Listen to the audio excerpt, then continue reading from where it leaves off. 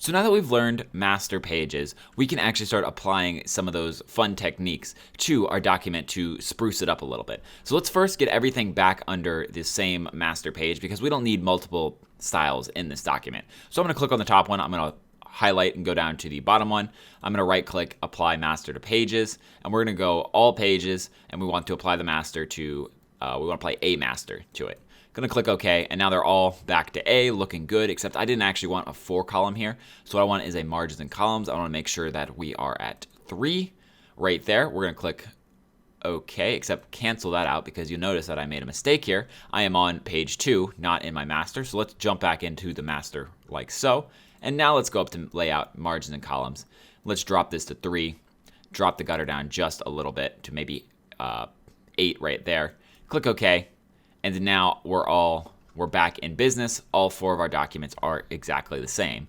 So let's do something that is really, really fun to do, especially, and it's really something you have to do in the master pages. Let's go up to master right here. We'll double click on it to open it up. So now we're inside here. We're going to right click.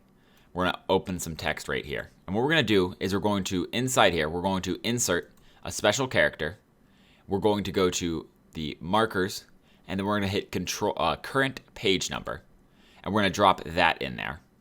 And what that does is it's going to create a page number at the bottom that is going to reflect whatever the page number is of the document. So you'll see right now it says A, and that is the current page number because we are in the master page right at the moment, which is page A up here, page A.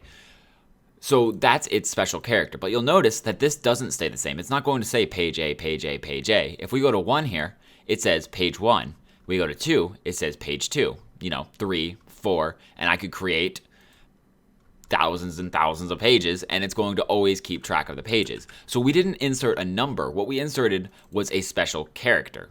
And you'll notice that if we right click here and we go back to, let's go inside the text box once again, right click and then go insert special character, you'll notice that there's a bunch of special characters in here. And a lot of them, especially in the marker section, are useful because they are relative, meaning that you can just mark like the next page number is to the right, the previous page number, a section marker. This will allow it to be dynamic to wherever the page is located. So we don't have to manually do that ourselves. It's going to create the page numbers itself. And so what we could actually do is we could click, for example, right here. Let's bring that over to this side. Actually, let's bring it to the top up here. And then now on the bottom here, we could create another sort of text box, and we could put like, let's go insert special character. And there's others right here. And what actually we want to do is let's go into the symbols. And right here, you see that the copyright symbols is here. So insert special character symbols, copyright symbols.